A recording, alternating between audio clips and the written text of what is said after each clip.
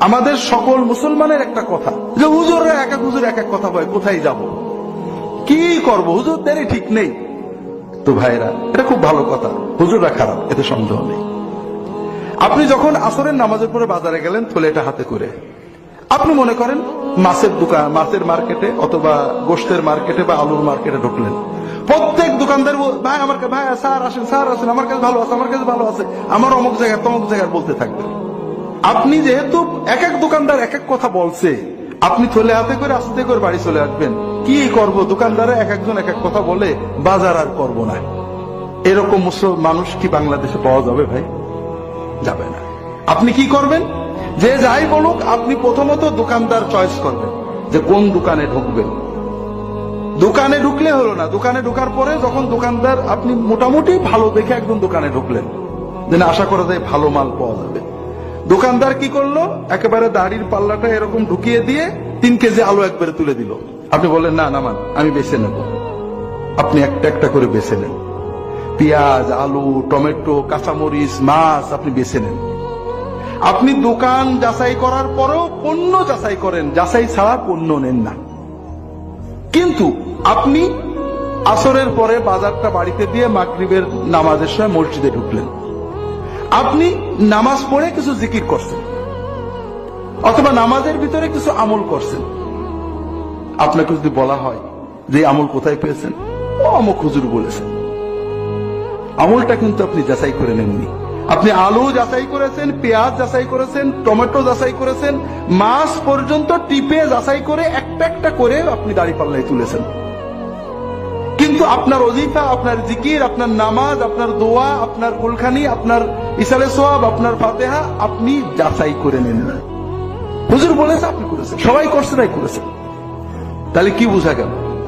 তাহলে বোঝা গেল ভাইরা, যে আপনার কাছে আলু, পেঁয়াজ, পটল, টমেটো, পুঁটি মাছের যে দাম আছে, আপনার ইমান আমলের ওই দাম নেই।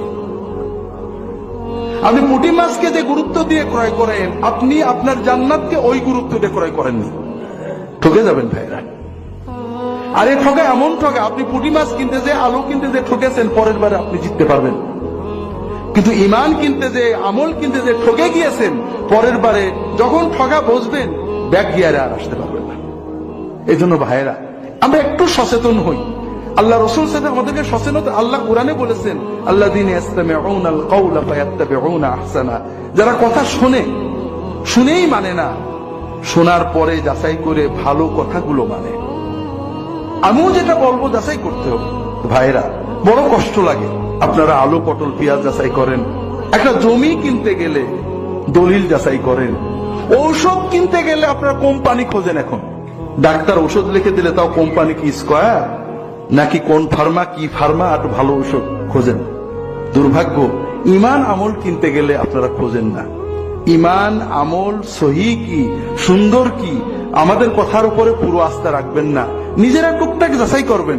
যাচাই করার মাধ্যমে, হ্যাঁ, আপনি যখন 5 বার এক ডাক্তারের কাছে চিকিৎসা করাবেন, 5 বার এক দোকান থেকে মাল কিনবেন, যখন দেখবেন যে না মানের মাল দেয়, আপনি 10টা যাচাই করবেন, 2টো যাচাই ছাড়াও নিতে পারবেন।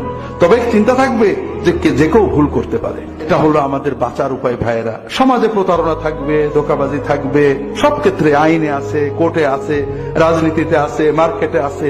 কিন্তু তাই বলে তো আমি আমার ইমানকে অবহেলা করতে পারি না। ভাইয়েরা, ঝিনাইদহ শহরে 1 কাঠা জমি কিনতে গেলে আপনারা কারোর কথার উপর বিশ্বাস করেন না।